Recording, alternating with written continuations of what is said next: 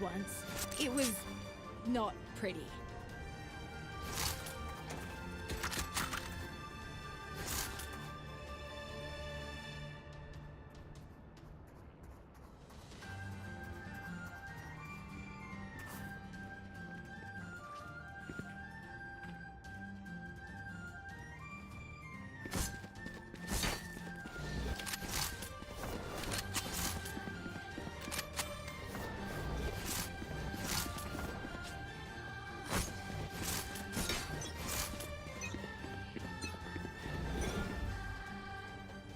Find you.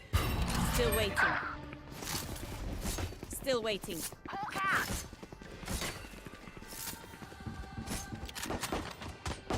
Enemy spotted B. Rezalet. Last player standing. Spike planted.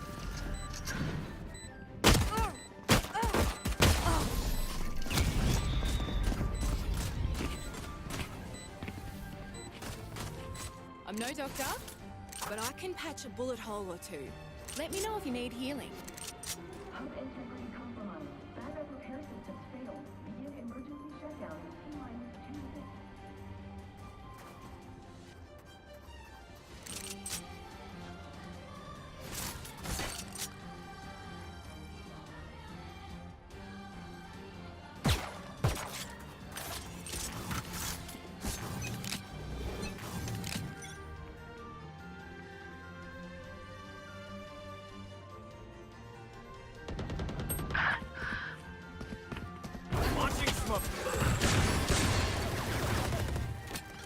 No charges.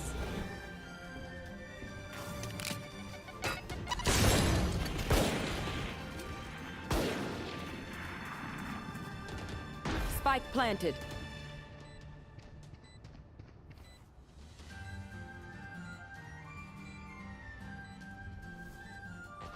One down. Enemy spotted. Last player standing.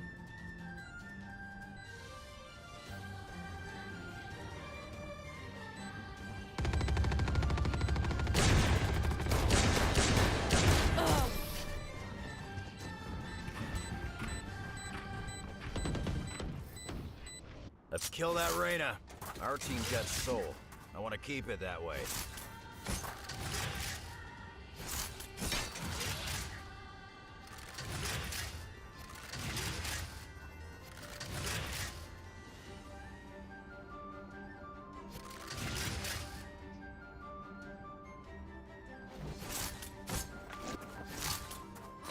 Don't see the ground.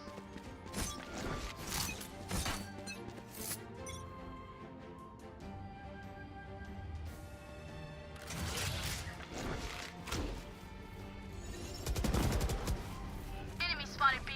We'll catch them. I'll find you. Spike down B. Spotted B. Hey! Smoke's down.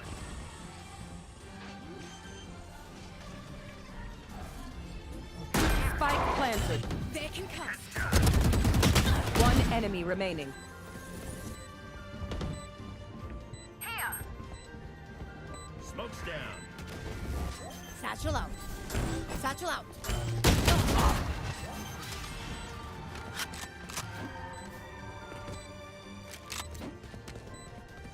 Don't even start that shit here, mate. Okay. Kata! Keep this momentum.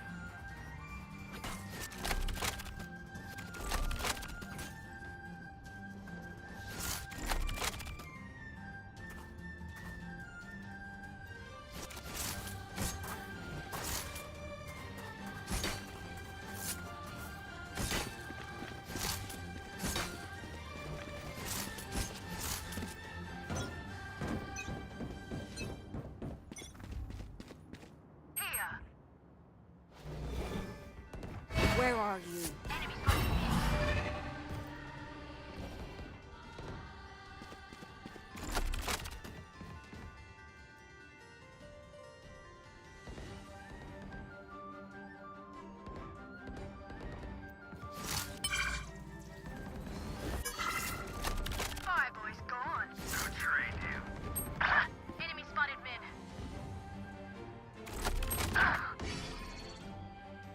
It's you and me.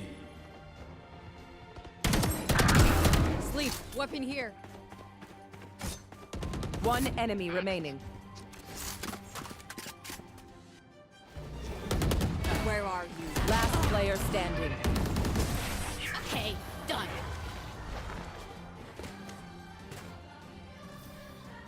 Just some good old hard yakka. Standing in between us and victory.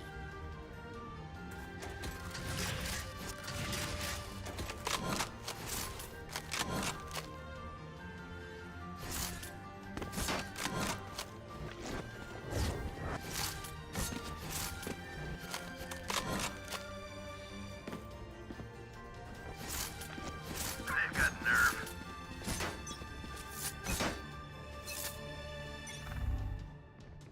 There. A little Enemy help? spotted mid.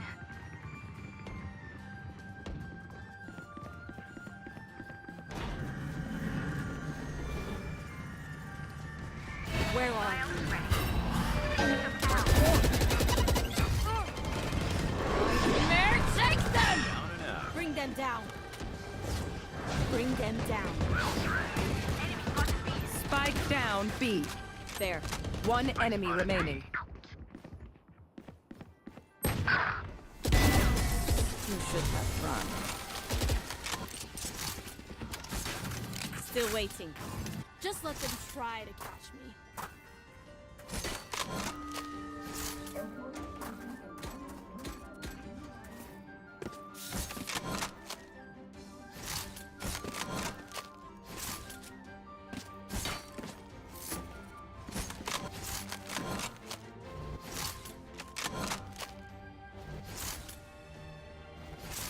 You know what to do.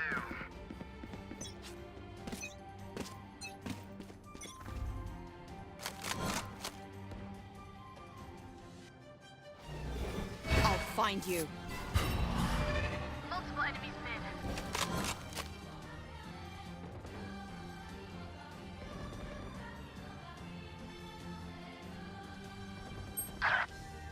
There. Fire in the hole!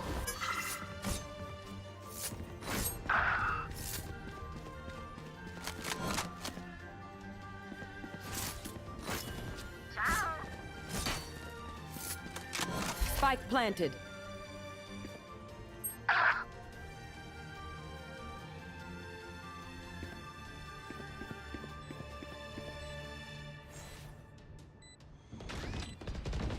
Listen up. My ult's ready. Last player standing.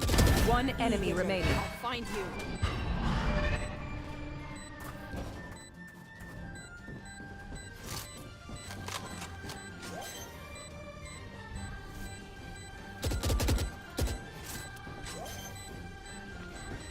Take hold. Come on, please. Ugh.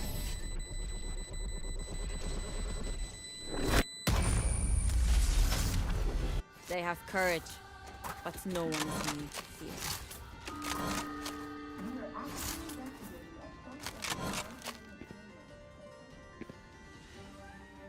There. There.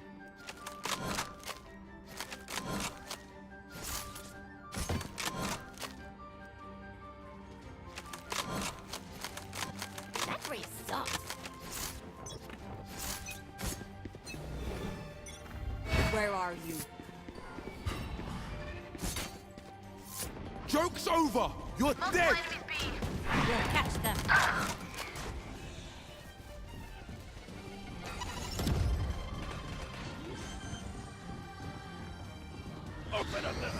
Spike planted.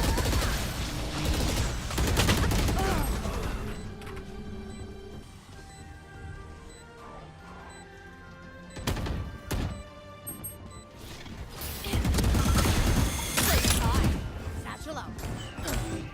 Last player standing. One enemy remaining.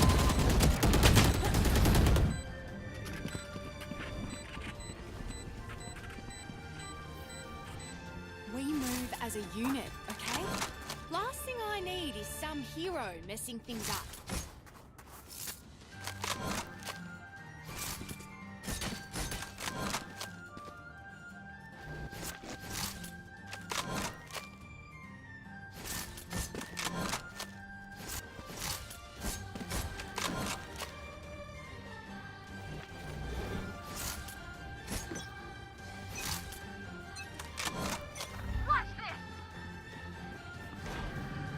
There. Multiple enemies B. Mark one. Spike down B.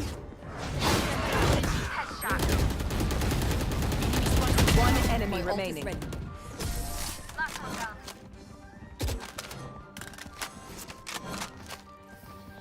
Reloading. You up? Stay safe. We're going back in.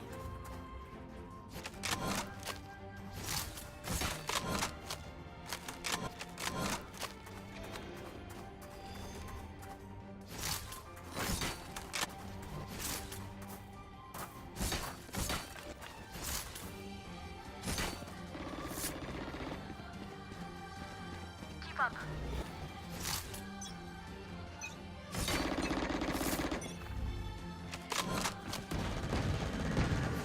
Got it, mid.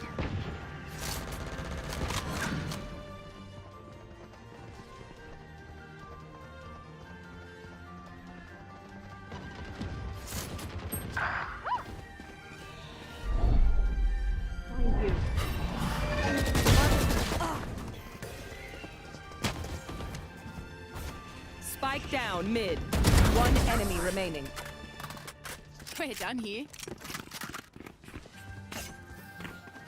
You say something? Sorry, ears still ringing. Thanks.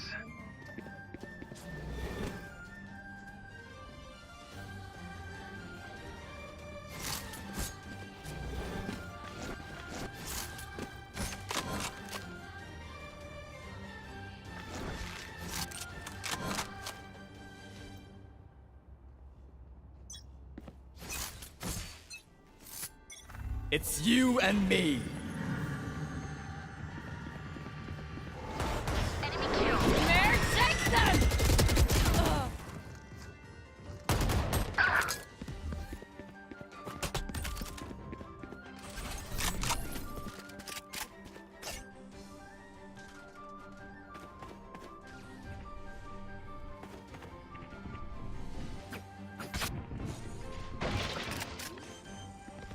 Still got it. Enemy spotted B. Spike planted. Satchel out. One enemy remaining.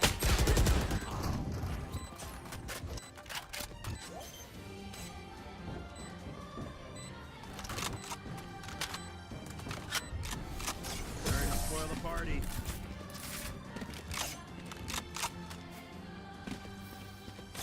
Woo! We got this.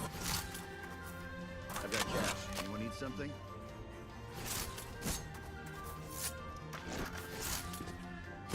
Need a drop. Thanks.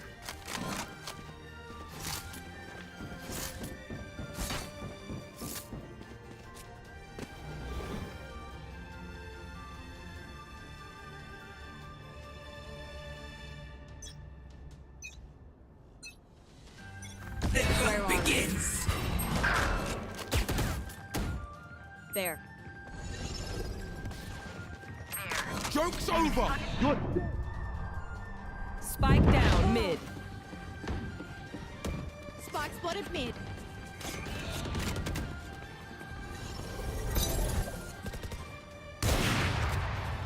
Enemy spotted B. Hawk out. Spike planted. Last Now we're player cooking. standing.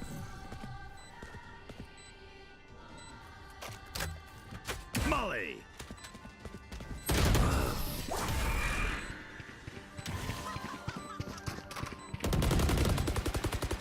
Last round before the switch. I have extra Time. money if anyone Don't save needs. a thing.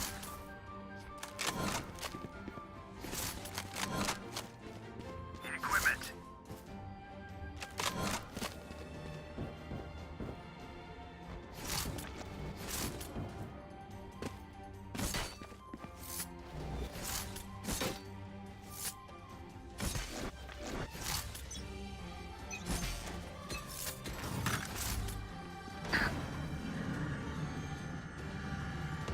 There.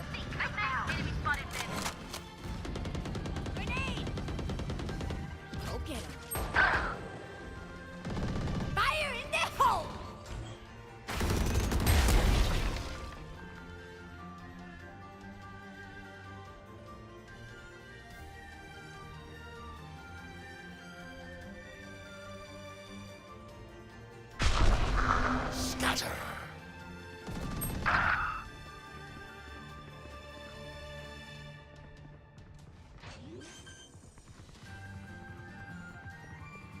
Spike planted. Try again. One enemy Enemy remaining. down. I'll find you. Bring them down. Take hold. Last player standing. Clutch.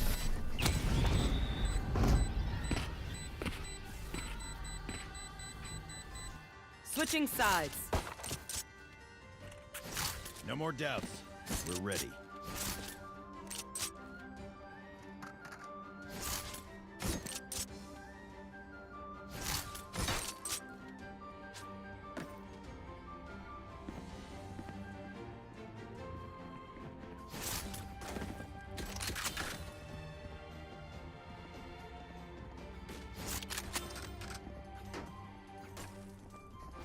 No charges.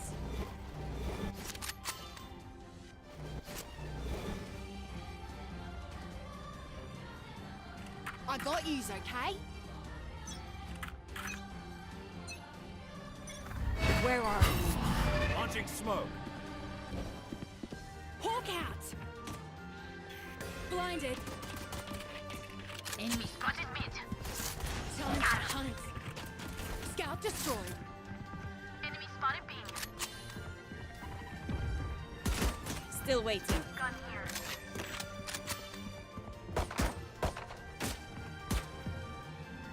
Reloading. Smoke's down. Bring them down.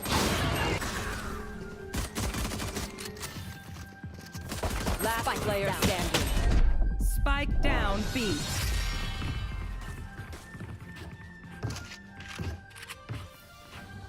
Okay, I only have like 78 grenades left. Hopefully that's enough.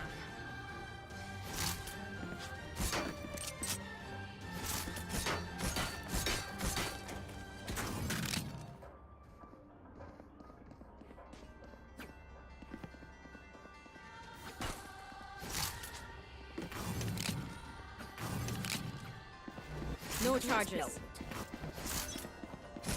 No charges.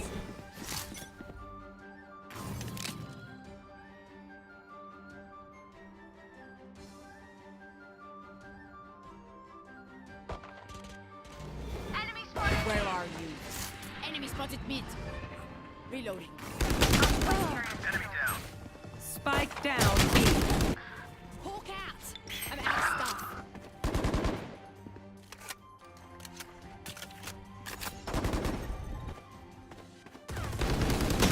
Last player standing.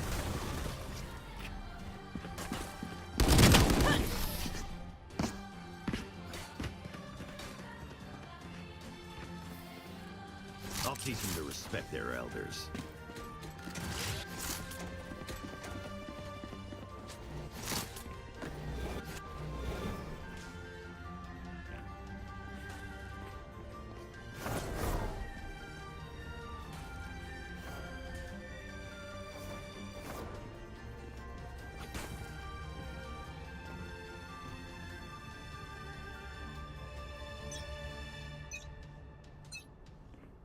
I'll find you.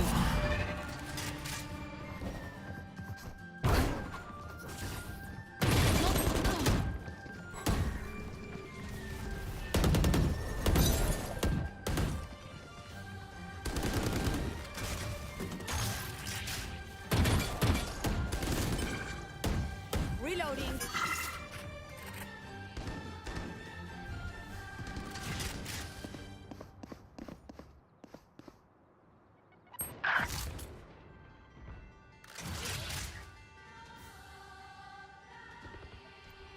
Enemy spotted mid.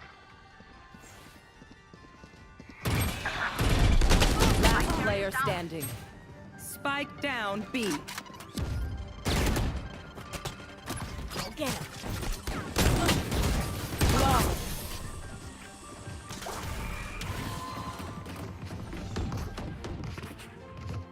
Smokes can block the enemy's line of sight. Once they're blind, we move.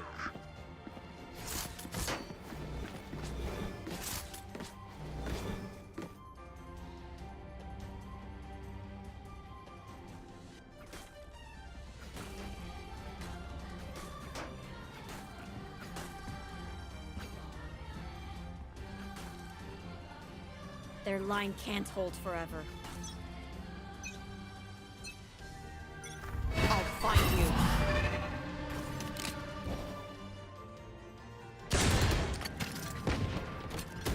Enemy Dropping spotted spike. A. I have the spike. Grenade! Reloading.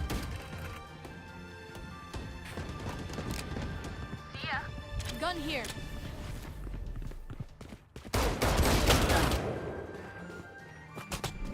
Bomb. Last player standing. Spike down mid.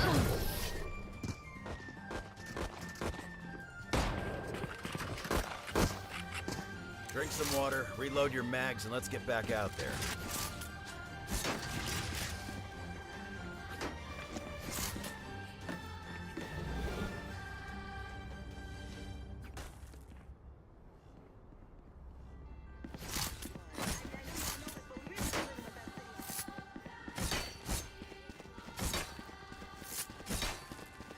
Together!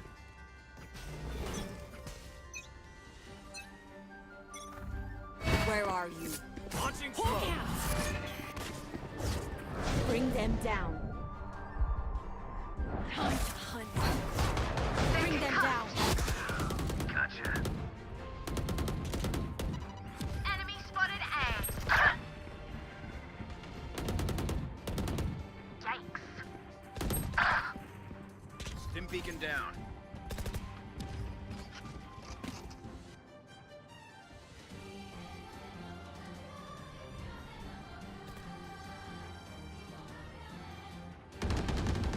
Nailed it. I'll find you.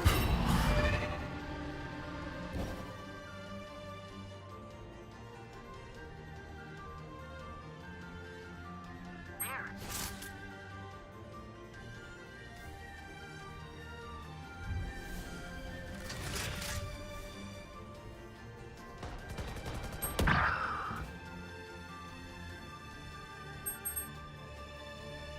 30 seconds left. Last player standing. One enemy remaining.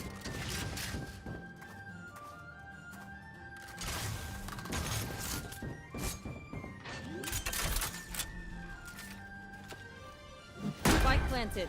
I'll find you.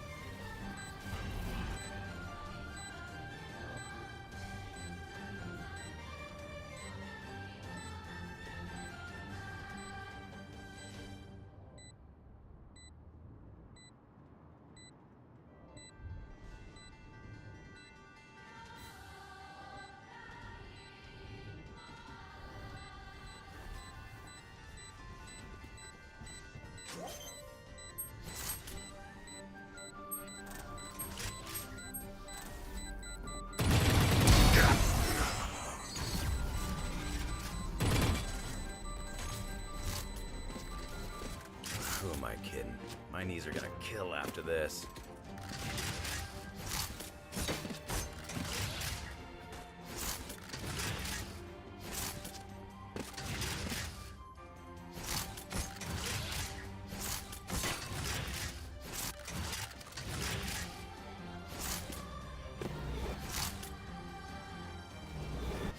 Stay focused. Where are you? Marked one. There. I got the spike. Enemy spotted B.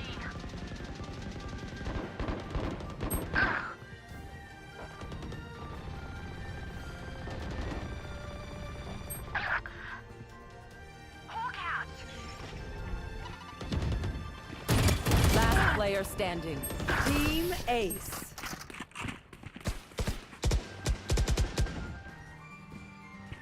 Don't sit down. We're not done yet.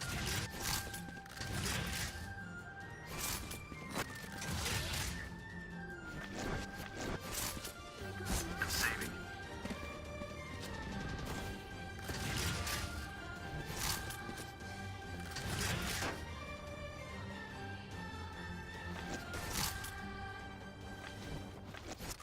Keep up. I'll find you. Joke's over! You're dead! Launching smoke. There. Mare, take them! Mark one. One enemy remaining.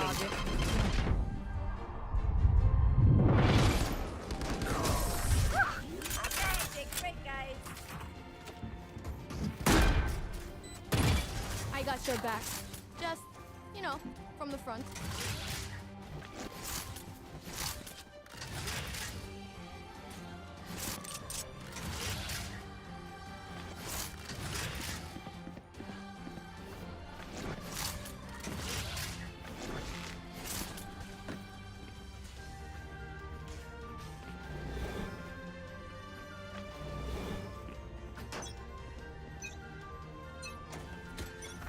Where are you?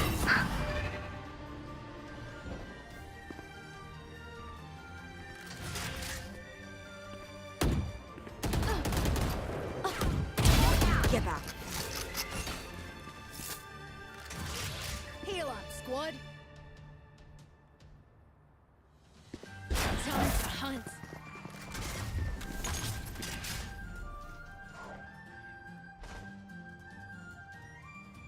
Hawk out!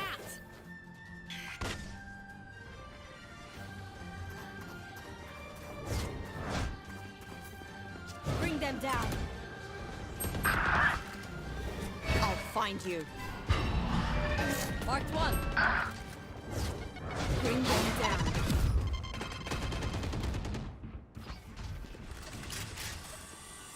Last player standing. Spike down A.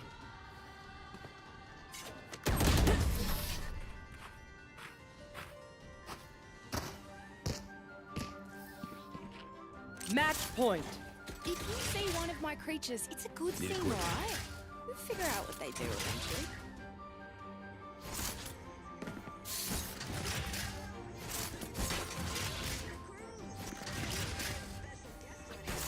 Plus, we're giving away 2 round-trip flights to Las Vegas. Come on, who's feeling lucky? This is gonna be fun.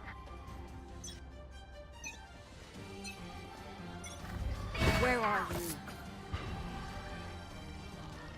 Marked one. There. It's you and me. Bring them down.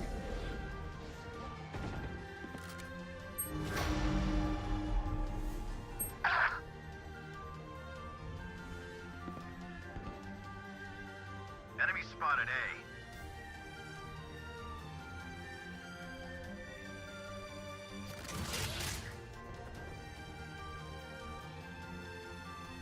Fire in the hole!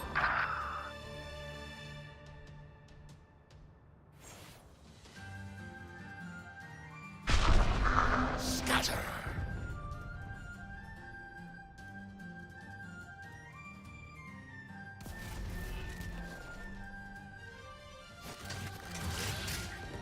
See ya!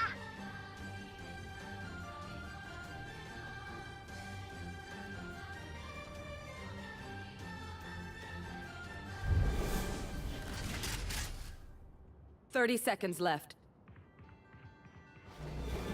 I'll find you.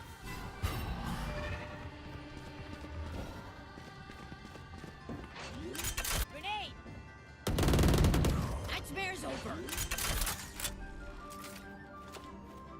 Spike planted. Bring them down.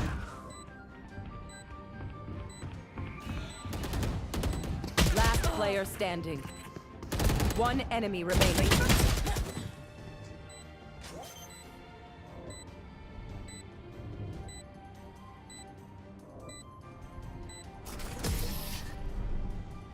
Defenders win.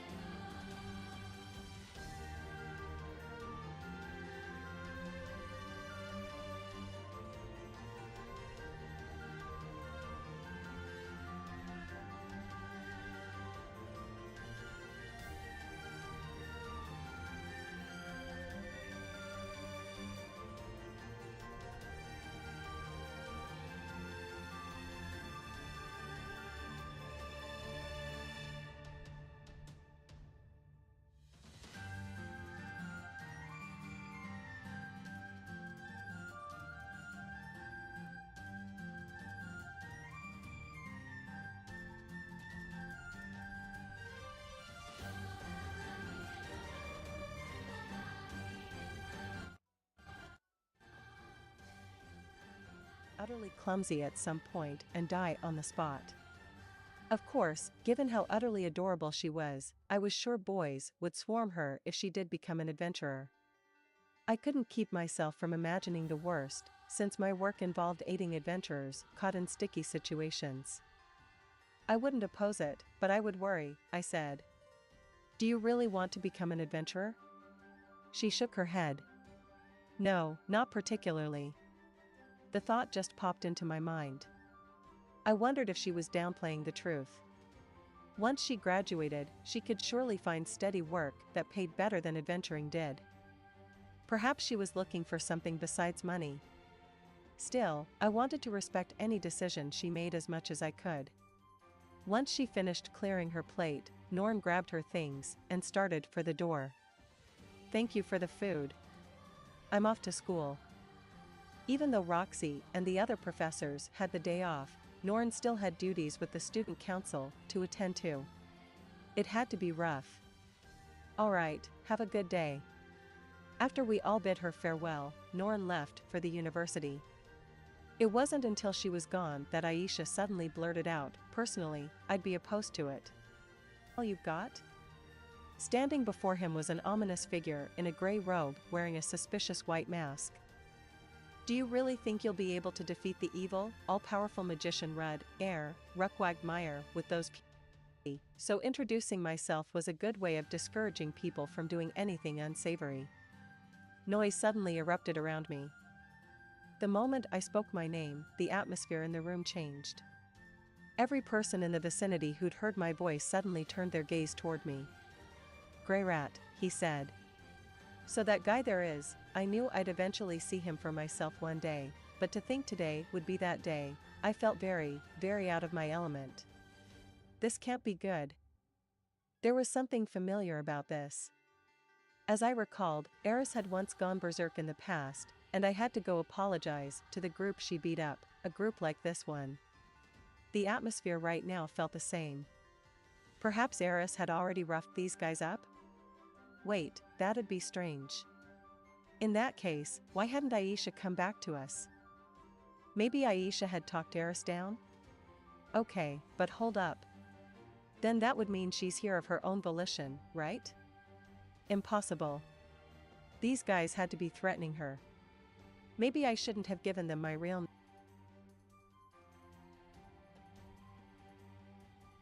Duty is to protect the sacred beast until the savior appears. Linea's translation, and I, the great and majestic sacred beast, have found that savior, Mew. This man's daughter is our savior. As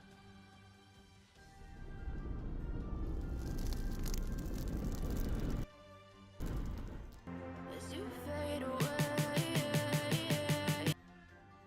His translation, tell me. What do you think the Doldia tribe's duty is, Mew? Our duty, the sacred beast directly and have. That wasn't a valid reason. I cannot do that, Guys said, sharing my sentiments.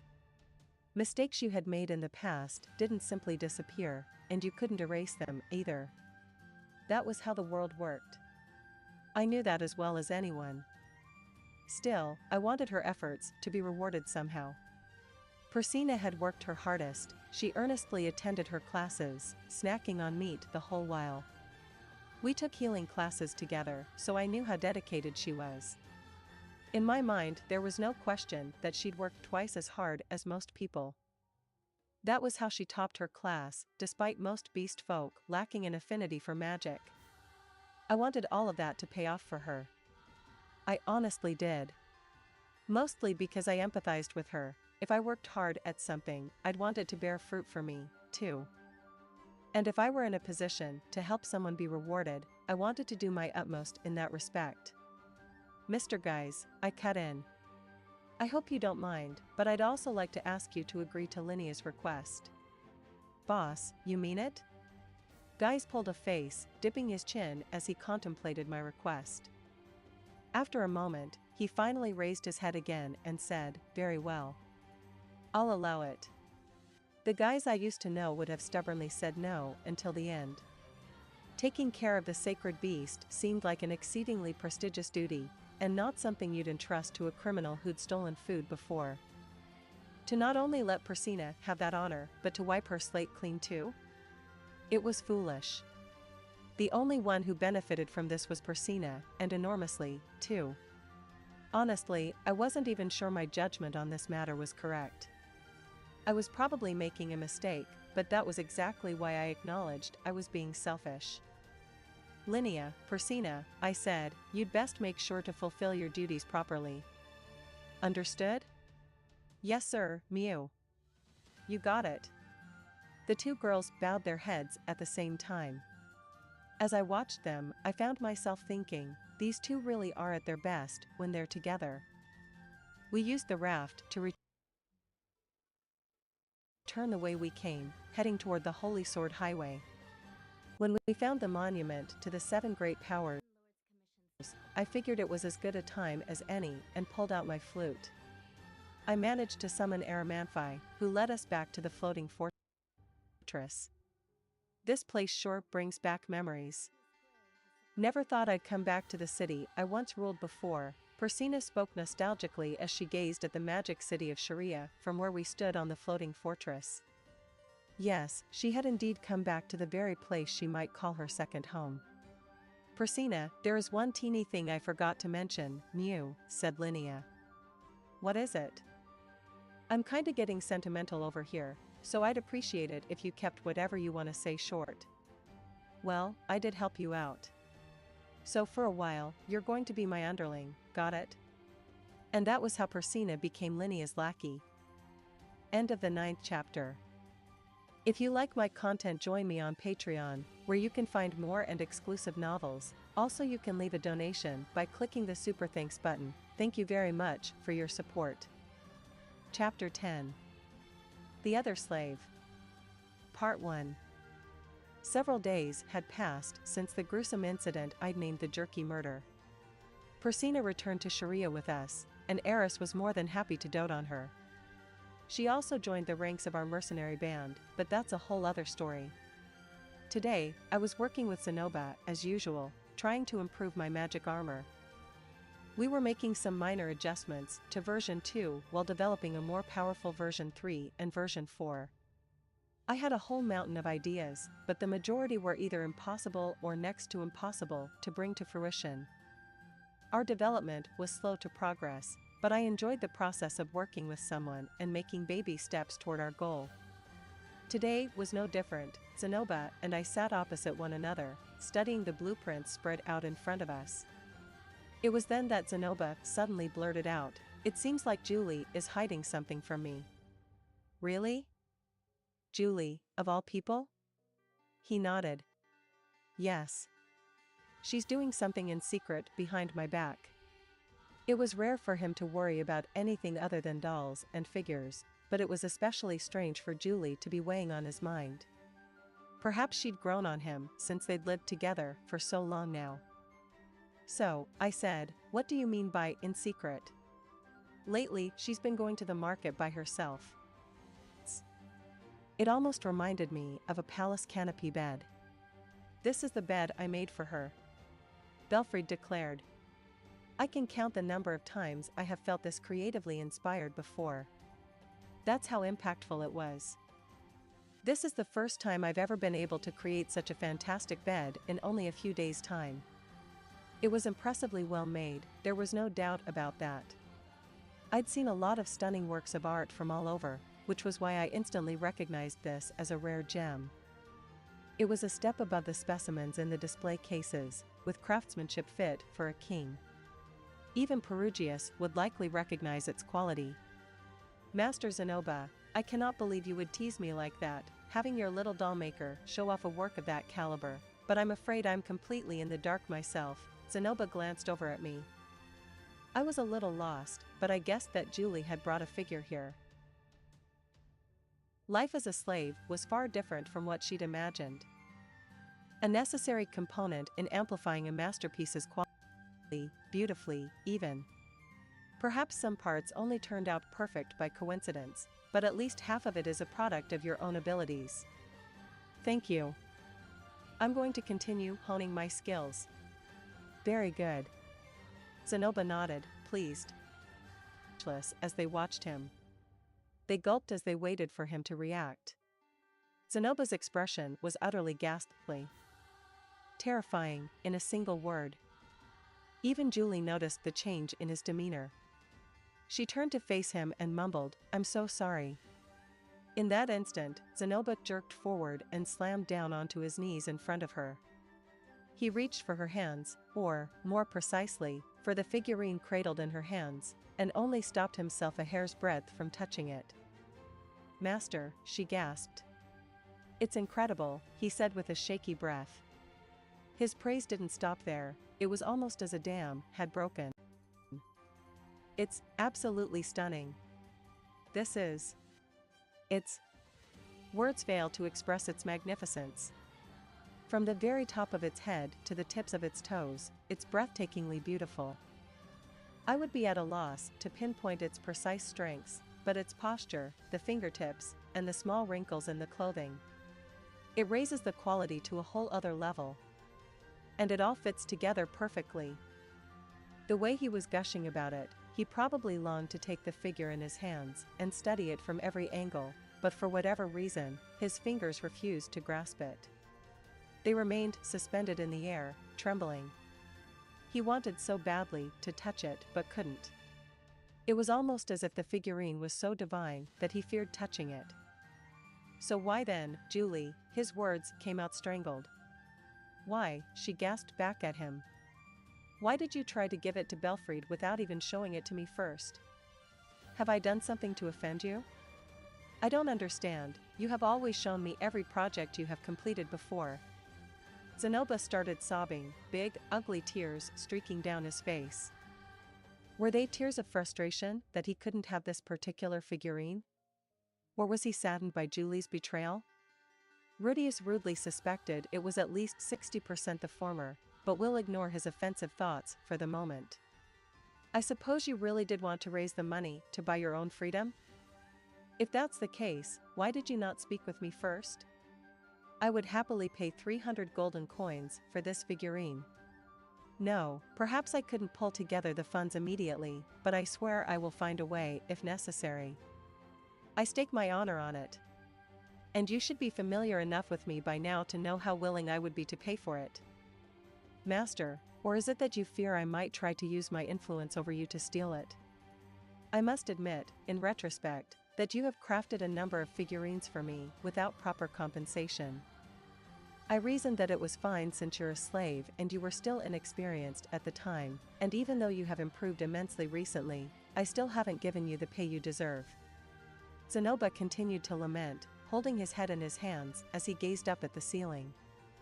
I am so sorry, so terribly sorry, Julie. Allow me to apologize. I'll bow an apology, however many times it takes. I may not be able to offer you the same price that Belfried has, but in exchange, as your master, I will grant whatever wish you have. Thus, I must beg you, please, allow me to have it. The way he pleaded was similar to how Belfried had behaved before, but with Zenobia, she didn't feel fearful at all. That was because she knew he was showing consideration not for the figurine but for her. He most certainly wasn't angry with her, that much was clear. It wasn't that he was trying to expel her. The moment she understood that, some other emotion welled up inside her. Tears filled her eyes, and soon left warm trails down her cheeks, but this time she wasn't crying out of fear or desperation. "Yes, I understand, Master," Julie said. She never had any intention of rebuffing his request to begin with. Though she sniffled through her tears, she managed to smile at him. "Thank you, Julie." Zenobia grinned back. The atmosphere between the two was slightly awkward but tempered by warmth. "Can someone please explain to me how things even came to this?" Rudius asked with a sigh. Zenobia and Julie exchanged blank glances. They managed to resolve the misunderstanding quickly. By the end of the conversation, Rudius and Zenobia were immensely relieved, and even Julie looked more relaxed. Belfried apologized profusely, and in spite of his longing gazes at the figurine, he took his leave. Fortunately, Rudius was very tolerant when people made mistakes based on misunderstandings. He quickly forgave Belfried, apologized for gripping his arm so tightly, and offered Julie and Zenobia a troubled smile before leaving for his own home. Ginger returned right as the other two were leaving. When she heard about what had happened, she scolded Zenobia, saying, "You treat her so well and have given her such good education, one would be hard-pressed to believe she was actually a slave. There's simply no reason she would try to buy her freedom without saying a word to you first. It's discourteous of you to doubt your subjects like that, Your Highness." Zenobia didn't really listen to her lecture, though. He was too busy studying the figurine Julie had given to him. He'd set up a pedestal in the middle of the room, placed the figurine on it, and now walked around it in circles to scrutinize every angle. At times, he would smile proudly, at others, he would breathe a sigh, and then he was grinning like a fool again. He was having the best time of his life. Ginger may as well have been talking to herself for all the good her speech did her. As for Julie, she kept watching Zenobia. She smiled with relief, cheeks colored slightly red. "Julie," Zenobia said after a while, turning toward her. "This is an incredible figurine. You have done well. I never dreamed you had this level of skill." "Yes. It's really only a coincidence that I managed it. I doubt I could reproduce this level of quality again." Zenobia cocked his head. "What are you saying? This masterful craftsmanship is a product of your hard work. You made every inch of it carefully, beautifully, even. Perhaps some parts only turned out perfect by coincidence, but at least half of it is a product of your own abilities." "Thank you. I'm going to continue honing my skills." "Very good." Zenobia nodded, pleased. "And also, Julie, I meant what I said earlier. If there is anything you desire, you need only speak it. I will do whatever is in my power to grant your wish." "Let me think on that a little bit longer," she said awkwardly, feeling embarrassed by all of his praise. Ginger glanced at them. "Your Highness, I understand how much you love your figurines, but it is nearly time to eat. Julie, help me with preparations, of course." Julie responded. She thought the moment might continue for eternity, but Ginger's interjection brought her back to reality. Perhaps the other woman was a little cross about being left out. Julie did as she was told and began helping with meal preparation as usual. Zenobia watched the two, his eyes narrowed. His life right now was rather simple, far removed from the opulence of palace living. Yet he could spend all day fiddling with his figurines, and no one would get mad at him. Plus, he had someone at his side that could make them for him, which provided him with the constant source of new figurines. Nothing could be more ideal. It would be wonderful if I could keep living like this forever. Suddenly, he noticed a sealed letter sitting nearby the door. Julie must have received it on his behalf while he was out. He casually strode over and picked it up, then checked who the sender was. The happy expression disappeared from his face. He slit the envelope open, pulled out the letter, and glanced over its contents. I suppose there was no way it could ever last, he muttered. The envelope slipped through his fingers and fluttered through the air before coming to rest on the floor. The seal of the Chiron Kingdom seal was stamped upon it. End of the 11th chapter. If you like my content, join me on Patreon, where you can find more and exclusive novels. Also, you can leave a donation by clicking the Super Thanks button. Thank you very much for your support. Extra chapter. The next battle. I made a mistake. I awoke to the melody of a tree sparrow song. Gigi was Morning supposed to be already? over I stretched and let a Gigi was yawn supposed to spill be out there. as the bones in my back cracked audibly. there. Okay, wait, no. Kilby here might be a better option, actually. I might just be gaslighting myself with that one. Oh, hello, pilot. Why is the Lin hat on? Because Curio kindly suggested it with a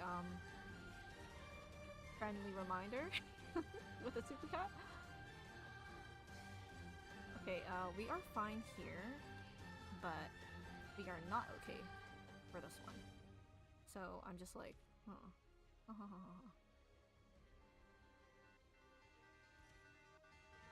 I put EFL like over here? Actually, no, that might be a bad idea. Silver Ash over here, facing up like this. I think that should be okay. Then Holy Axe skill, like that. And then we can focus on doing damage to this now. Okay, good. Silver Ash skill on this robot.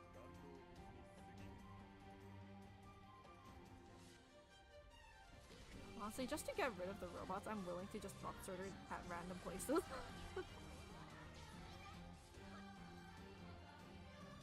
Beside me slept a girl with blue hair, bathed in the morning sunlight that poured through the window. Other people called her Roxy, but I called her God. Beside her was a tiny baby with similarly blue hair. As the child of a human and a god, naturally, this baby was Perseus. Kidding, of course. It was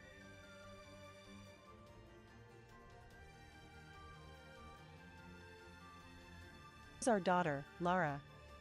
Leo, the sacred beast, was curled up on the floor just beside the bed, looking for all intents and purposes like a white puffball. Ever since we got official approval to keep him from the beast folk, he seemed even more smug than usual. Or maybe I only felt that way because Linnea and Persina were constantly acting so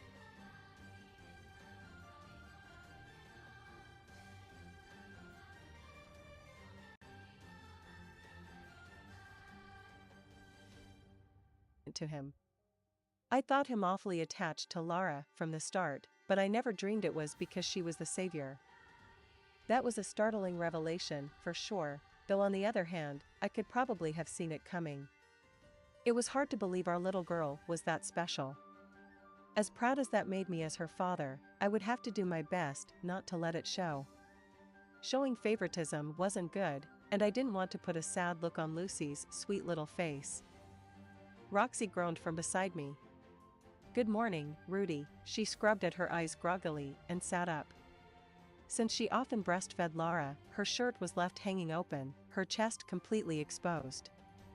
I couldn't allow myself to hungrily ogle them, lest such blasphemy end in me losing my eyesight completely. But I can hardly help myself. It's like they're begging me to look at them. God on high, have mercy on me. Why is Lara here?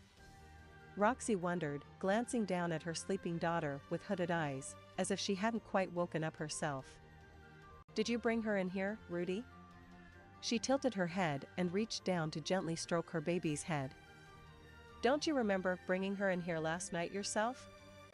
I asked. "I did?" After we had a little romp in bed and fallen asleep, Lara began crying in the middle of the night, a rather rare event for her. Roxy groggily pulled herself upright and tottered out of the room. She changed Lara's diaper, breastfed her, then came back here and rocked her to sleep before nodding off herself. Leo had, as always, stuck by her side her the entire time. If she didn't remember, though, it was no big deal. Roxy still looked groggy as she let out a yawn. "I'm going to leave to do my morning training," I said. "All right. I'm off today, so I'll probably sleep in with Lara for a little while more." As soon as she finished uttering the words, she collapsed against the pillows once more. "All right, sleep well." "I will," she muttered, before immediately drifting back to sleep. I slipped away and got changed before starting down the hallway. A thought suddenly occurred to me, and I paused at Sylphie's door to peek in. She was still sleeping with Lucy right beside her. They both looked like they were happily enjoying dreamland. We had given Lucy her own bedroom, but she slept with Sylphie at night. Perhaps it might be nice occasionally to sleep together, the three of us, all sprawled out in a line. But unfortunately, I had a strong libido, and being with any of my wives usually led to sex. There was no way I could do something like that in front of Lucy, especially since she was old enough to remember. Right now, I was satisfied by seeing them happily curled up together. I left without a word, nudging the door shut. Since I'd already checked in on them, I decided to peek into Eris's room too. She was always up in the wee hours, so I figured she'd be wide awake by now. Squeaked a voice. I spotted a silhouette on the bed. There was a girl, holding her hands over both ears as her whole body trembled. Her breasts were enormous, but she didn't have red hair. Those ears she was holding were dog ears, and she had a tail. Her eyes were normally half-masked and sleepy looking, but right now they were welling up with tears. "Boss." "Morning," said Persina. After the incident in the Great Forest, she had returned with us to Sharia. Someone was extremely happy to see her, and surprise, it was Eris. The moment she spotted Persina, she licked her chops and said, "That's an incredibly cute girl you brought back with you." Linnea shuddered when she saw Eris's reaction, but Persina didn't share that sense of foreboding. Instead, she puffed out her chest and grinned proudly, "See how great I am? Boss's wife only had to take one look at me before deciding she likes me." A mischievous gleam danced in Linnea's eyes as she nodded eagerly and egged Persina on. "Yeah, it sure is incredible, Mew. Only you could win the favor of the Berserker Sword King that quickly, Mew. It's too bad. I wish I could be as lucky as you, Mew." "You couldn't pull it off," Persina shot back at Linnea, getting a little ahead of herself. She wagged her tail as she approached Eris, who promptly scratched the back of her ears and complimented her tail. The amount of touching Eris did was a bit intense for a first encounter, but perhaps because Persina was a dog-type beast woman, she simply wagged her tail and said, "I really am wicked. My charms are so overwhelming, I've even captivated the boss's woman." She shot me a sidelong glance. I forced a smile back at her. Normally, I would have found her attitude annoying, but since I already knew where this was going, it was hard to do anything but gaze at her sympathetically. Seeing how willing Persina was, Eris sensed her opportunity to pounce. "You must be lonely sleeping by yourself now that you're back here. I'd be happy to sleep with you occasionally," she offered. Persina nodded eagerly. "At this rate, it'll only be a matter of time before I've climbed back to the top." She didn't notice Linnea snickering at her, but that sealed the deal. She would periodically spend her nights with Eris. Persina soon discovered for herself the bone-breaking power of Eris's embrace, which was precisely why she'd ended up in her current state. She groaned. "My chest hurts so much. Since she was suffering, I used my magic to heal her." Her breasts were as voluptuous as I remembered.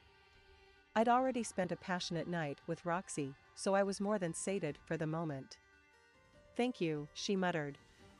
I left her and proceeded downstairs, heading for the entrance. A wooden sword leaned against the wall, which I grabbed before heading out. Eris stood just outside, arms crossed and her stance wide. Her stomach was noticeably swollen, thanks to her pregnancy, but she still looked like a most intimidating guard. "Eris, good morning." "Morning, Rudius." She was in good spirits today. I could tell by the look on her face. Apparently she deeply enjoyed cuddling Persina through the night. Persina and Linnea currently lived close to our mercenary headquarters. They shared an apartment much like the one Cliff lived in, and the fact that they could cohabit like that was proof of their good relationship. They took turns coming over every night to check on Leo. They were caretakers in name only, but I was pleased to not have them living here, lest it cause the same friction with my family. Eris would alternate between the two, periodically summoning someone to her room to act as her sleeping pillow. Linnea tried her best to escape, but Eris wasn't about to let her go. Not until her debt was paid. Whenever one of them was dragged off to her room, they'd shoot pleading looks at me, praying for intervention, but I was actually pretty jealous of them. It would be nice if Eris would occasionally call me to her room. I was part of her harem too, after all. It'd be great if she'd show me some love. Perhaps she'd be more open with her affections once she'd given birth. Wait, aren't things usually the other way around? That's odd. I thought I was supposed to be the backbone of the family. Oh well. So, I said, what are you up to? I was thinking about our baby's name. I say he needs a valiant one. Was that something people normally thought about while standing outside at the crack of dawn? I really thought she was trying to be a guard dog or something. A valiant name? I stroked my chin. I guess that might be a good idea if we're having a boy. I was thinking Ars, Aldebaran, or Kalman. I think those are a little too valiant. She'd literally named a bunch of famous heroes from the past. They were all good names, of course. Still, I fear giving our child such an old-fashioned name might lead to them getting bullied. What are you thinking, Rudius? I've been thinking of girls' names. Like Alice, Fran. I think a beautiful, refined one might fit best. You're going to give our son a girl's name? Eris tilted her head, genuinely puzzled. I just think that if you do end up having a girl, it'd be pretty sad for her to be given a male name because we haven't thought up any alternatives, I explained. It's definitely going to be a boy. Eris sniffed at me and turned away. Just to appease her and stay on the safe side, it might be good to come up with neutral names that could work in any case, like Maki or Kaoru. Wait, those wouldn't work. Those aren't recognized names here. Well, I'm going to get some running in, so I'll catch you later. I could give the matter more thought while I jogged. All right. See you later, Eris said. She had recently stopped practicing with her sword, at least. She was probably around 6 months pregnant by now. I wasn't sure whether she was finally conscious of the baby in her belly or if it was pure instinct that stopped her from pushing herself so hard. Eris still didn't seem like a mother at all, but she was going to have this child anyway. With all sorts of thoughts racing through my head, I started my morning jog. The whole family gathered for breakfast. Lilia and Aisha served everyone, while Zenith sat with a vacant expression, with Norn beside her. Thanks to a stroke of fortuitous timing, my days off coincided with Norn's visits home. Lucy was right next to her, legs dangling adorably from her chair. Sylphie sat on Lucy's other side and nagged at her to sit properly. Roxy was across from them, eyes still heavy with sleep as she nursed Lara. The baby shared her drowsy expression as she suckled away. Eris looked dignified as she sat neatly in her chair, happily stroking Persina's head, which rested on her lap. Persina looked utterly exhausted and put up no protest, but the moment she saw food being carried over she sat up, tail wagging. She was a simple one, no doubt about it. My spot was right next to Eris, at the very end of the table, the head of the table, one might say. Not that such a thing existed in our house. Our table was enormous, yet it felt awfully tiny with so many people around it. We had run out of rooms for everyone, and it wouldn't be long before Lara started getting bigger. I guess Norn might already be moving out by the time that happens. I wondered what she planned to do once she graduated. Aisha seemed likely to stay here even after she reached adulthood. Norn? I said. Yes, what is it, big brother? What do you plan to do after you graduate? Norn stared blankly. I haven't really thought about it, okay. Well, she was still a minor and only a 5th year at the university. Plus, she was busy being student council president. Maybe it was only natural that she hadn't given it much thought yet. Big brother? Yes? If, that is, hypothetically speaking, I were to say I wanted to become an adventurer, would you oppose it? An adventurer, Norn becoming an adventurer. Well, she was decent enough with a blade, and after 5 years of training, her magical abilities had grown. She'd probably make a fine adventurer. I could only guess she'd come to idolize them, having heard from Paul about his adventures. That didn't mean I wasn't worried, though. This was Norn, after all. She might do something utterly clumsy at some point and die on the spot.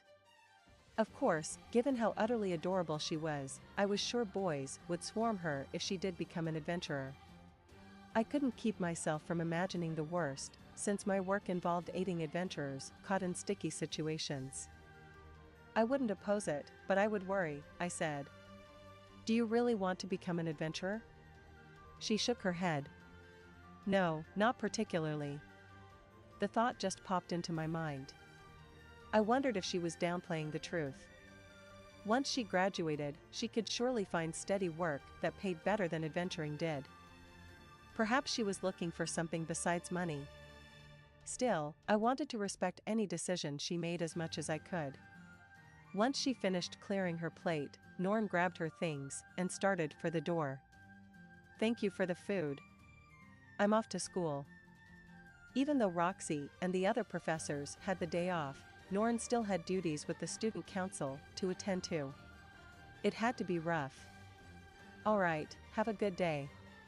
After we all bid her farewell, Norn left for the university. It wasn't until she was gone that Aisha suddenly blurted out, personally, I'd be opposed to it. I don't see any way she could hack it as an adventurer. I think you should let her do whatever she wants to do, said Sylphie. It's a big thing to come up with a dream for yourself. Lilia shook her head. I also oppose it. Miss Norn is master and mistress's precious daughter. She should marry into an appropriately respectable family and live a secure, peaceful life. Eris shrugged. I say let her do it. Her swordsmanship is still lacking, but being an adventurer is fun. Everyone started weighing in with their own opinions the minute Norn left. Of course, this wasn't a matter we could decide via family meeting. It was just idle discussion. You can become an adventurer anywhere in the world. Even if we all opposed it, she could run off and become one without saying a word to us if she wanted to, Roxy said. Her words had real weight, since they were spoken from experience. And that was that for breakfast.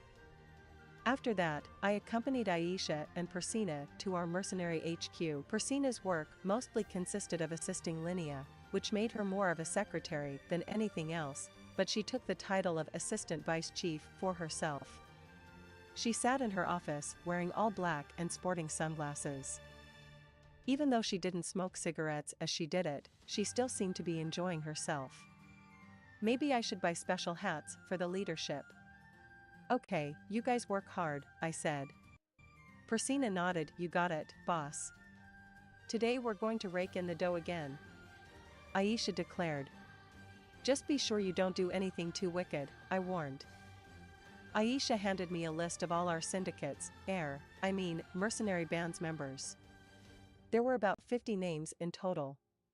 She'd marked out which ones were particularly good at handling paperwork.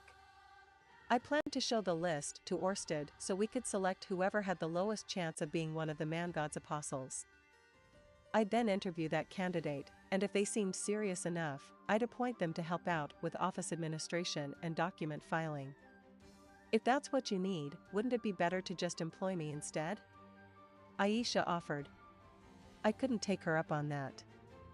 I was confident she would do phenomenal work. Of course, the problem was the risk of her glimpsing Orsted directly or otherwise falling under his curse, which might turn her hostile toward him. If she vehemently opposed me working for him, it would make it really hard to continue what I was doing. Aisha normally spent her days idly, but she could produce results almost instantly if she put her mind to it. By the time I caught on to what was happening, she'd already have Orsted drowning at the bottom of the ocean. That's how it played out in my mind, anyway. I realized it was probably exaggerated concern. I want you to look after the mercenary band, I said, as an excuse. After I left the office, I went straight to Orsted and reported on all that had transpired this past month, such as how I'd appointed Linnea and Persina heads of my mercenary band, along with Aisha, who acted as their assistant. He expressed no opposition to my choices. Such a thing never existed in my past loops. Go ahead and continue doing what you're doing, he said. Far from being displeased by it, Orsted seemed amused by the goings-on. He also gave me permission to hire people to work at this office, and selected acceptable candidates from my list. Perhaps he was actually excited about it all. Are you sure Linnea and Persina are fine the way they are, though? I asked. It's not going to have too much of an impact on the way things play out in the future, is it? As long as one of them becomes the matriarch in the end, it will have no big impact on the future. Well, Persina had managed to cling to her position as a potential candidate by the skin of her teeth at least. And although the others had thoroughly bashed Linnea, she could probably fill the matriarch role in Persina's place if she was of the mind to do it. I could throw in my support and help her out if needed. Most of the people who become involved with you have their destinies dramatically changed in the process. Therefore, I am unable to say anything with any certainty, said Orsted. Well, pardon me. I'm just trying to live a normal life, you know. Anyway, I said, trying to change the topic. I never dreamed my daughter would be some kind of savior. Did you already know about that, sir? No. A different man has always been the sacred beast's partner in the past. That was only natural. Lara didn't exist in the other loops, after all. But, Orsted continued, judging by what you told me, it seems clear the man-god made a concerted effort to keep you and Roxy apart. So I suspected she had a strong destiny. I guess that means our little girl knocked someone else from their rightful place and took the seat herself. I cleared my throat and asked, by the way, about the guy who was originally supposed to be the savior. What was he set to accomplish? He was the man who would eventually go on to defeat demon god Laplace. Okay. Are you sure everything is alright since he's not going to be the savior, though? He shook his head. It doesn't matter. Laplace is someone I will have to kill anyway. It's true that I owed the sacred beast and his partner for what they did for me, but they aren't truly necessary pieces on the board. My understanding was that he'd fought Laplace numerous times through his multiple loops, and the so-called savior had been a staunch ally each time. However, Laplace wasn't so formidable that he needed that ally to win. I suppose that means Lara is also destined to fight Laplace eventually? Orsted shrugged. Difficult to say, but there's no doubt that she'll be a big hindrance to the man-god. We could only guess that she'd play a big role in defeating the man-god in the future, but nothing was set in stone. Most of the things happening in this loop were completely new to Orsted, after all. I suppose that means he may continue trying to target her in the future? I mumbled. That was my true worry right now. Of course I was concerned, knowing someone might be after my adorable little daughter. Orsted shook his head. That's precisely why you summoned the sacred beast. He has a strong destiny himself, so the man-god will struggle to interfere with either of them. Okay then, I said reluctantly. Besides, if anything were to happen, I have no intention of leaving your family to die. There's no need for you to worry. He was doing his best to reassure me, so I should feel at ease for the time being. I'll just have to focus on doing what I can do.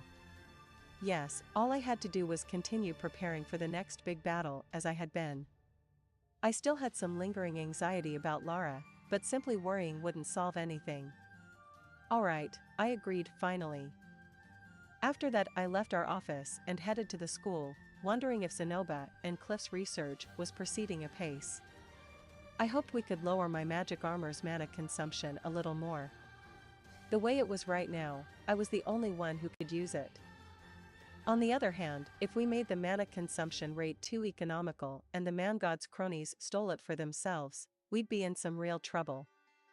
I sighed. Anyway, who should I visit first? I suspected Cliff was hard at work trying to make a second child with Elinalize. For whatever reason, those two always went at it hard in the morning. They probably had sex in the morning, then spent the day recharging before doing it again at night, day after day. Or so I suspected, anyway. The way they're going, I'll be shocked if Cliff doesn't turn into an emaciated shell. That left me with one option, to go see Zenobia first, as I usually did. That way I could check in on his research progress with the magic armor and test it out. After that, I could tell him about the mercenary band I'd created and consult him about my plan to recruit some members as store clerks. After that, I could grab lunch and go to see Cliff. If he'd completed another one of his prototypes, we could take it to Orsted and give it a trial run. Yep, that sounded like a good plan. With that in mind, I headed for the research building. "Moron," boomed a voice out of nowhere.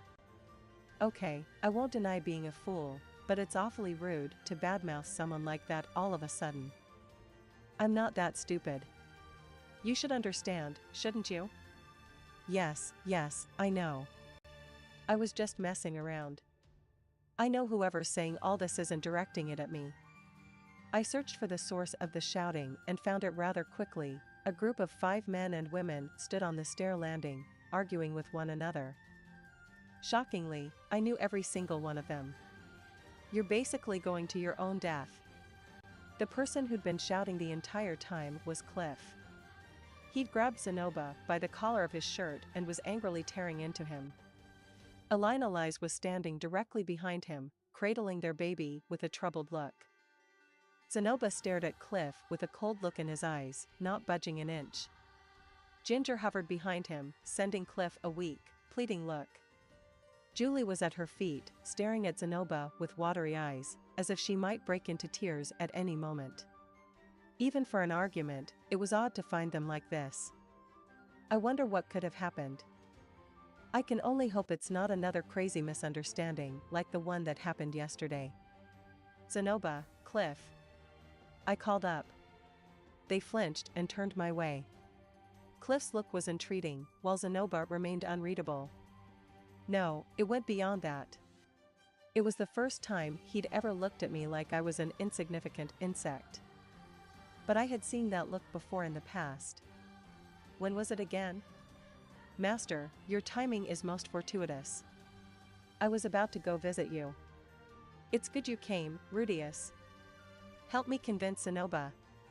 Both Zenobia and Cliff spoke at the same time. Zenobia pulled a face and somewhat violently pushed Cliff away. He didn't seem to actually make use of his strength, but as a blessed child with monstrous power, he still managed to knock Cliff off his feet and onto his ass. His expression turned apologetic for a split second, but he didn't bother to verbalize it, instead making his way over to me. Zenobia stood slightly taller than I did, and his gaze seemed to pierce right through me. "What happened?" I asked. "I was hoping to entrust Julie to your care. We may have bought her using my money, but she was always your slave to begin with," he said dispassionately. Julie looked like she was about to cry. No, she was already crying. His words were the last straw that sent her over the edge. She clenched at the hem of her clothes and lowered her gaze. The tears rolled down her cheeks continuously, splattering on the ground below. Her shoulders trembled as shuddering sobs escaped past her lips. I caught her whispering something as well. "You promised you would listen to my request, poor thing. Zenobia, if this is the start of a whole new weird misunderstanding, I'm not going to be very happy with you. Understand me? I won't be making any more figurines for you." "So you plan to leave Julie and go where, exactly?" I asked. "Home. I have received a royal command to return." A royal command, in other words, orders from the king? But why would Cliff be so opposed to it, if that was all it was? He was hardly the type to dissuade Zenoba simply because the guy's graduation was 6 months away. My younger brother, Pax, has successfully wrested power, killing my father and older brother and taking the crown for himself. I gaped at him. Pax? The 7th prince that took Lilia captive? Or wait, was he the 6th prince? And he managed to throw a coup d'état and ascend to the throne? Wait, that means he's king now, right?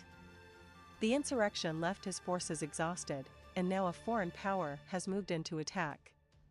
I was summoned back to help fortify our defenses. Thus, I will be taking my leave for a little while. He spoke as casually as if he were suggesting running to the convenience store to grab a quick snack, but I knew, based on what he had told me, what he really meant. That next battle I kept trying to prepare myself for was already upon us, and far quicker than I had anticipated. End of the extra chapter. End of the 18th volume.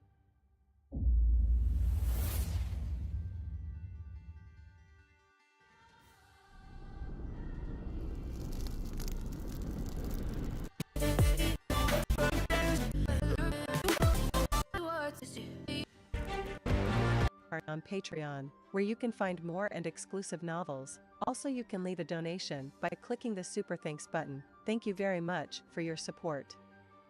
Volume 19. Chapter 1. Zenoba's Decision. Zenoba's laboratory in the main research building of Renoa University was more crowded than usual today.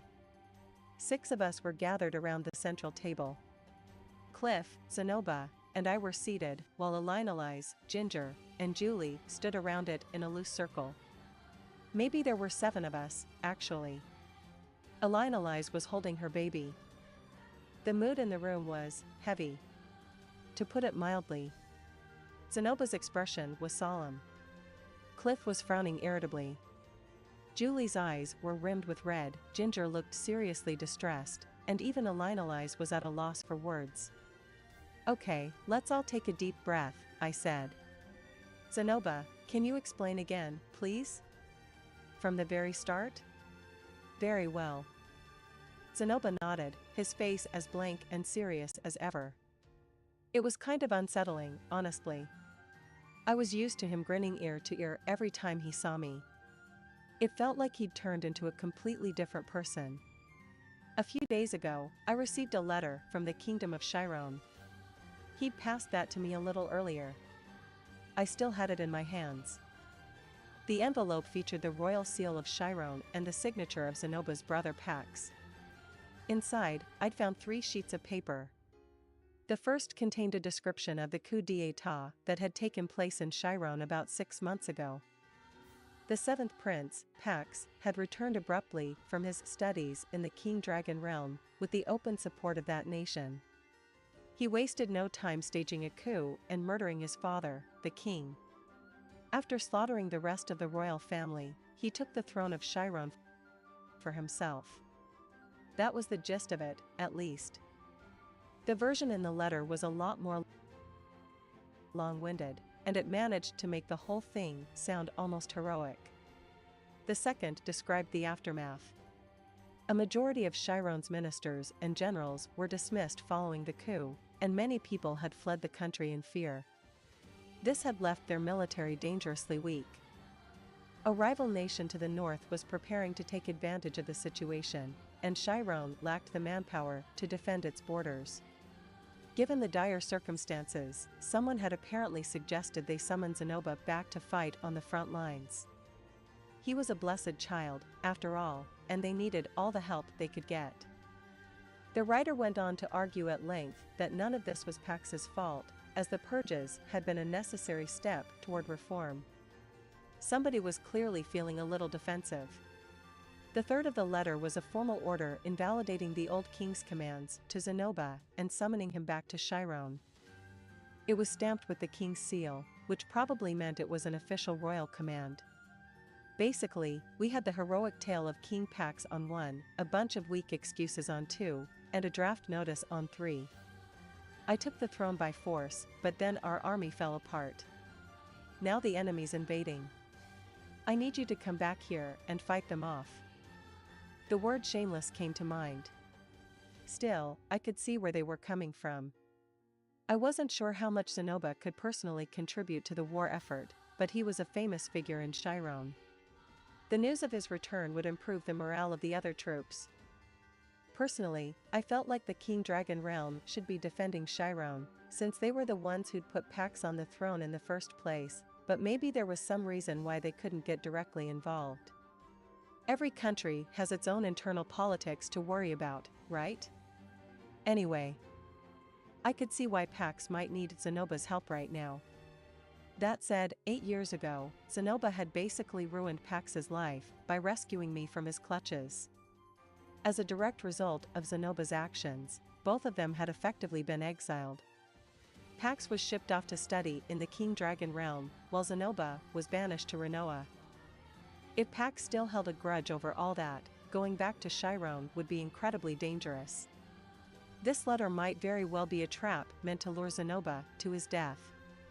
That said, the real issue was that he didn't seem to care about that possibility.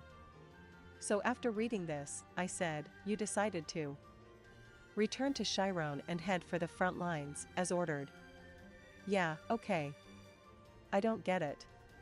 Cliff and Ginger had both voiced their opposition to Zenoba's plan already. I hadn't decided either way, but I was feeling seriously puzzled. I could have understood Zenoba wanting to kill Pax and avenge his murdered father. I could also have understood if he wanted to stay far away from Chiron for the rest of his life. But he was taking these orders seriously. He knew this might be a trap, and he was going to walk right into it. Why was he so willing to obey Pax? The man had murdered his own father. "I don't see any reason why you need to go," Cliff said sternly. "This is a trap, Zenoba. I'm willing to bet he wants you dead. When someone takes power in a coup, they typically wipe out the entire family of the old king. It's the most rational thing to do, honestly." Cliff was speaking from experience here. He'd come to Renoa because of a power struggle in the holy country of Milis. If his grandfather were overthrown by his rivals within the church, Cliff would be in grave danger himself. When you lost a fight for the throne, your heirs died with you. That was blindingly obvious, to him at least. And even if Chiron does get invaded, he continued, what difference would it make to have you there? You're just one man. I'll be of some help, I'm sure, Zenoba replied. I am a blessed child, after all. Fine, maybe you'll save the day. But what happens then, Zenoba? Cliff shouted, smacking the table irritably. What do you think Pax is going to do once the enemy withdraws? Cliff knew about the reasons for Zenoba's exile. We'd told him the story of how we met, so he knew about Pax's earlier crimes as well. He was definitely assuming the worst about Pax's motives, but honestly, it was hard to blame him. Once you've played your role, he can dispose of you at any time he pleases. Despite my best efforts, I couldn't find a hole in Cliff's argument. It was possible there really was an invasion coming, and Pax really needed Zenoba's help. It was possible Zenoba could turn things around somehow. But once the dust had settled, how would Pax reward him? Zenoba was the third prince, a potential candidate for the throne. And winning a war would do wonders for his popularity, especially with the army. The man would become a national hero overnight. Wouldn't that seem dangerous to Pax? Wouldn't Zenoba look like a threat? Probably. And it wasn't hard to imagine how he'd react to that. I think Cliff's right, Zenoba, I said. It's quite likely that he is, Zenoba replied, nodding gravely. So apparently, he knew that Pax had good reason to hate him, and recognized that heading home to Chiron might be suicidal. That just made the next words out of his mouth even harder to understand. However, I'm still obligated to go. But why? Zenoba's response was prompt and firm. I've received a formal royal order to return. True, the order was legitimate, in a sense. It had the king's seal and everything. As far as the kingdom of Chiron was concerned, Zenoba now had a legal responsibility to return. But that order came from Pax, remember? Do you really need to obey him? With all due respect, Master, if we ceased to recognize the king's authority every time a new one took the throne, our kingdom would be quite short-lived. It's not like he formally inherited the throne. The man's basically a usurper, right? Regardless of the means he used to take power, Pax is now the king of Chiron. That's simply a fact. It didn't feel that simple to me. I knew it wasn't that unusual for a king to seize their throne violently. It was common enough back in my old world, too. But were all the king's vassals and ministers supposed to merely shrug and pretend nothing had even happened? If you had the choice, would you really want to serve a murderer like that? Do you want to work for Pax, Zenoba? It would not be my personal preference, Zenoba replied, shaking his head slowly. Then why are you doing this? I asked, more sharply than I'd intended. Nothing I said seemed to be getting through to him. At this point, it was starting to get to me. You know he's going to kill you. You don't want to obey him. So why do you have to go? Why do you feel so strongly about this? Was he worried about how they might respond? There was a chance Chiron might retaliate if Zenoba opted to ignore his orders. Still, Renoa was a long way from Chiron.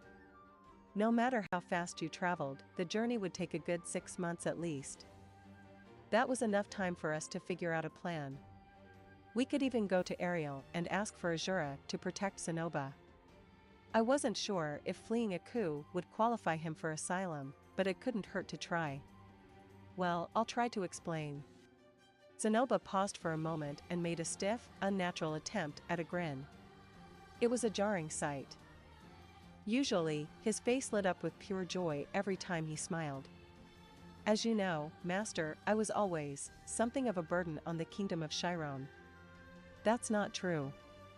I mean, you're a blessed child so incapable of controlling his strength that he murdered a member of the royal family. It was easy to forget these days, but back in Chiron, Zenoba had a nickname, the head-ripping prince. He'd accidentally torn off the head of his own half-brother, the infant son of the crowned queen. Obviously, killing a member of your own family for no good reason was considered a terrible sin in Chiron, the sort of crime that even a royal prince would be punished harshly for. But according to Zenoba, he'd essentially gotten off scot-free. It was his mother who'd immediately been exiled. I was only pardoned because of my status as a blessed child. They simply believed I would prove useful someday. Hold on, said Cliff, looking my way with a disturbed expression. Is this story true, Rudius? It is indeed, Zenoba interjected. Nor was that the last of my misdeeds. I later ripped off my own wife's head, which directly caused a rebellion. Much as I would have liked to deny all this, it was true. Zenoba had been married off for political reasons years ago. And his impulsive murder of his bride on their wedding night had set off a large-scale insurrection. The woman said some truly vile things to me, and I felt my actions were justified. Still, I was responsible for the turmoil that ensued. Under normal circumstances, I would have paid for that with my life. Zenoba looked me straight in the eyes. And yet, I was spared. After a moment of silence, he sighed and continued in a matter-of-fact tone. Tell me, Master, why do you think I wasn't executed on the spot? I didn't want to try and answer that question. I really didn't. Some time later, I met you and caused yet another scandalous incident, finally earning myself the punishment of exile. I'd earned my death many times over, but in the end I was merely banished. And despite all my crimes, I was provided with ample funds to make a new life for myself here in Sharia. Why do you think that was? I knew what he was getting at, of course. I understood why they'd let him live. It's simple, so that I could fight for my country when she truly needs me. Zenoba's tone was so forceful that I couldn't even manage a reply. Even Cliff had frozen in his seat, his eyes wide open. Ginger was the only one who didn't look stunned, really. The expression on her face was one of sadness and resignation. It's my duty to protect Chiron against her enemies. That is the reason I'm alive, and was permitted to indulge myself for all these years. I have no choice but to return immediately, you understand? If I were to wait for news of the invasion itself, it would be too late for me to act. For all I know, the fighting has already begun. I had to admit he was making a coherent case. He owed his country a great deal, and there was nothing crazy about wanting to repay your debts. Deep down, maybe Zenoba had been itching to return to Chiron from the moment he heard about Pax's coup d'état. But there was no undoing those events now. If he launched his own rebellion against the new king, it would leave the country fatally weakened and easy prey for its enemies. And so, he had to obey Pax instead. It was the only way to save the kingdom. I understood. I really did. But it still felt weird hearing it from Zenoba. For as long as I'd known him, the guy had lived in his own little world, indifferent to anything happening outside it. You'd expect his take on this to be something like, "A war back home, you say? Well, that's none of my concern. Come here and take a look at my latest figurine. Isn't her waist beautifully sculpted?"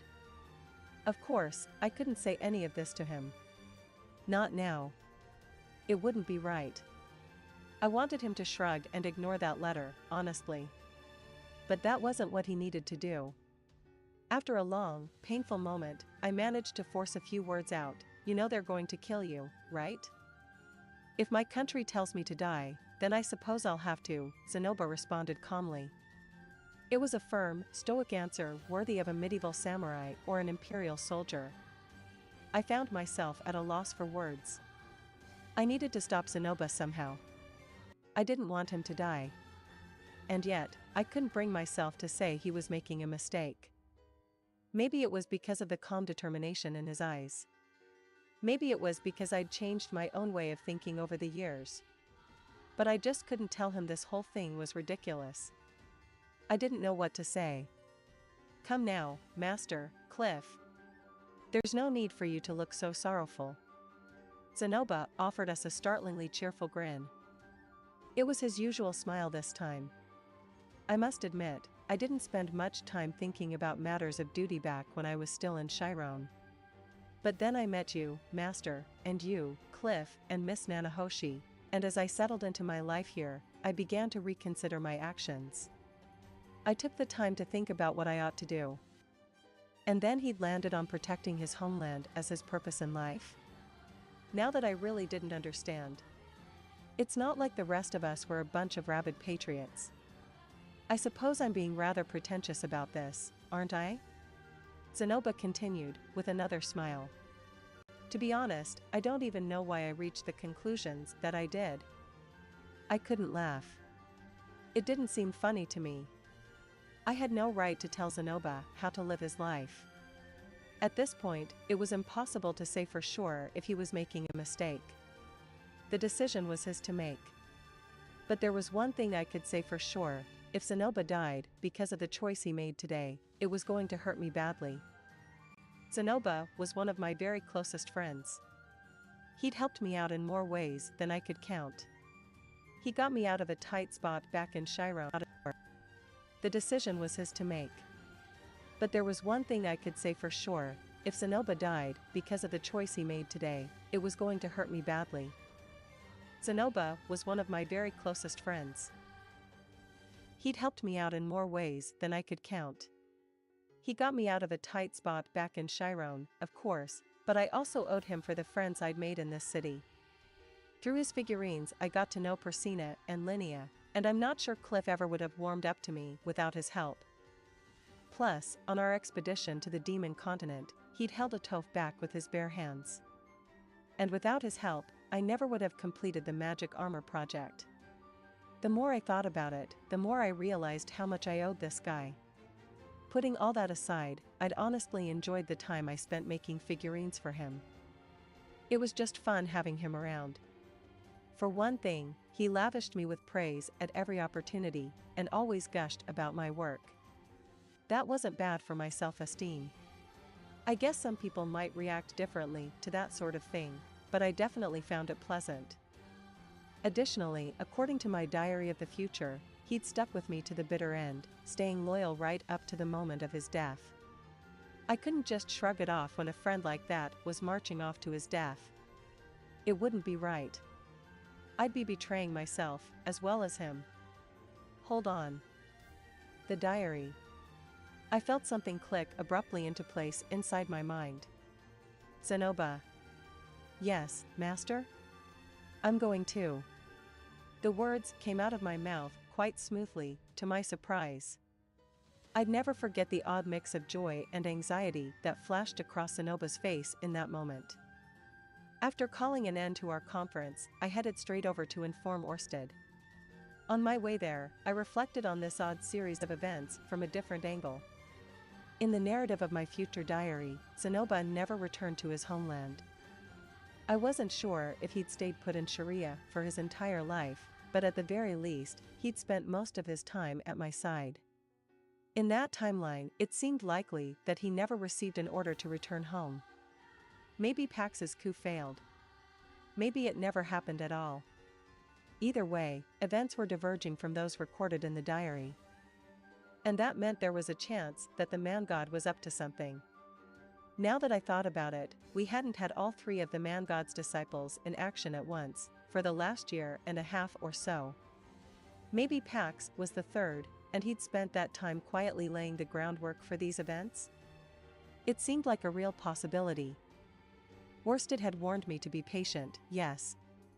But maybe the time for action had finally arrived. Yeah, that's got to be it. This is the moment I've been waiting for all this time. I'm going to save Zenoba, damn it. Sir Orsted. When I burst in through the door, I found my commander at his usual place behind his desk, apparently dealing with some paperwork. Rudius. Is something the matter? Worsted's face was as intimidating as ever, but I was too worked up to hesitate. I explained the whole situation as clearly and concisely as I could, focusing on the discrepancy between these events and my diary of the future. This has to be the man-god at work, right? I delivered my conclusion confidently, but Orsted's only immediate response was to glower at me in silence. I don't think he was trying to glare, for the record. That was the way his face worked. That's weird. Was there some hole in my logic? In the history I'm familiar with, the kingdom of Chiron collapses following a coup organized by Pax Chiron approximately 30 years from now. I blinked in surprise. Did you say 30 years from now? I did. Worsted began to describe some details of the ordinary flow of events as he knew them. In this version of history, the teleportation incident never took place, and I wasn't around to mess with the internal politics of Chiron. Under those circumstances, Pax would bide his time amassing great riches through his control of the kingdom's slave markets. Over the decades, he would attract a group of conspirators and cripple his enemies through strategic hostage-taking, before ultimately launching a coup against the reigning king. His coup would succeed, earning him the throne. But once securely settled on it, free at last to do exactly as he pleased, Pax would begin to question the value of the monarchy itself. In time, he would abolish his own position and establish Chiron as a republic. In the aftermath of these developments, Chiron would rapidly grow into a stronger nation, expanding its territory until it firmly controlled half of the current disputed territory on its borders. And this new country, the fourth great world power, would eventually produce a citizen who would cause the man-god many headaches. I had assumed the man-god guided you to Chiron all those years ago because he wanted to drive Pax from its borders, preventing these events from taking place, Orsted explained. It made sense. The man-god's advice brought me to Chiron, and I'd changed the course of history there. Zenoba and Pax had both been exiled from their homeland, costing Pax his chance at the throne. The Republic of Chiron would never come to be. Once Pax takes the throne, you see, the transition to a republic becomes inevitable. Worsted paused for a moment, frowning in thought. Basically, he thought this coup was the opposite of what the man-god wanted. Well, the situation's a bit different, I said uncertainly. The King Dragon realm is on Pax's side, right? Maybe he won't make Chiron a republic this time around. He will. I've meddled in events there in similar ways, but regardless of the circumstances, he always ends up abolishing the monarchy. Right. We were getting into all that destiny stuff again. Once you got past the point where Pax became king, apparently events would basically arrange themselves so that Chiron ended up as a republic. The same way Azura's future was determined from the moment Ariel took the throne. Wait. So what happened in the timeline from my diary, then? I would imagine that Pax never launched his coup. Chiron remained a lesser power as the man-god initially desired. Okay, so. In the normal timeline, Pax launched a coup and became king, then established a republic. In the diary's timeline, the man-god scheming kept Pax off the throne, and Chiron remained a kingdom. In this timeline, Pax launched a successful coup, and we were pretty certain he would end up establishing a republic eventually. That seemed odd. So the man-god had intervened a second time just to reset events back to the status quo? I don't get it. Why would he do that? It's a trap, said Orsted, his tone darkening. He wants you dead, Rudius. Even if it means returning the history of Chiron to its proper course. In other words, he was voluntarily sacrificing one of his tactical victories for a chance to lure me into danger. Like a guy who breaks up a good hand in Mahjong just to mess with his opponents. If you take the bait and show up in Chiron to investigate, I expect you'll find yourself in the jaws of a carefully laid and lethal trap, Orsted continued. Are we sure he isn't after you instead? I suppose it's possible, but Zenoba Chiron is your friend, not mine. He's the bait for this trap, which means you're the more likely target. Pax had asked Zenoba to return home. And despite the obvious danger, Zenoba was insistent that he do so. The man-god could not know if I would tag along, but since the risk to Zenoba's life was so clear, he probably reckoned there was a good chance I might. He understood my personality pretty well, after all. Damn. That bastard could be clever sometimes. What's more, Zenoba played a crucial role in constructing your equipment. Even if you don't take the bait, he may consider disposing of your ally worthwhile in its own right. 2 birds with 1 stone, if I came along, he'd take us both out. If not, he'd still get a consolation prize. Do you see any chance that Zenoba's a disciple? I asked quietly. In this specific case, it seems unlikely. He's a man of no great importance to the future of Chiron. Hey. Rude. I don't know about Chiron, but he's important to me, okay? Important enough that I'm gonna walk right into a trap for him. Ugh. Alright, then. How do you think we should approach this? The same way we always do. Crush the man-god's schemes with brute force. Sounds about right. With Orsted tagging along, this shouldn't be too difficult to handle. We'd beat down anyone who came for us, same as we did in Azura. What did it matter if this was a trap? I would lure our enemies out into the open, and if they were too much for me to handle, he could step in to take care of the rest. He'd be the anglerfish, and I'd be that little glowy bit dangling from his head.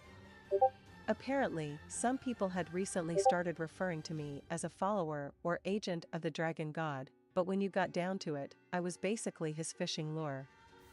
However, there is a chance that he's completely uninvolved with these events. Could you elaborate? It's not impossible that these events were always going to happen. Hadn't considered that angle. The theories that I laid out earlier are essentially pure speculation. That diary doesn't contain much in the way of detail about this period. It's possible that Zenoba Chiron went to his homeland briefly, only to return unscathed. In other words, the coup happened on its own, without the man-god's intervention. Zenoba was summoned to Chiron, did his duty to his homeland, and came back to Sharia immediately afterward. Now that he mentioned it, I guess it wasn't impossible? In that timeline, Zenoba was also a wanted man with a price on his head. That might have changed things too. Perhaps Chiron didn't recall him for fear of angering Millis, or he chose to ignore the summons, or Ginger hid the letter from him, yeah. This was starting to seem a bit more plausible now. Our timeline had already diverged from that of the diary in many important ways. Even if Pax took the throne, he might have hesitated to call for help from a notorious criminal like Zenoba. The Holy Country had a band of knights that essentially served as mercenaries. He might have feared they would join his enemies in the field. Of course, there was no way to know for sure.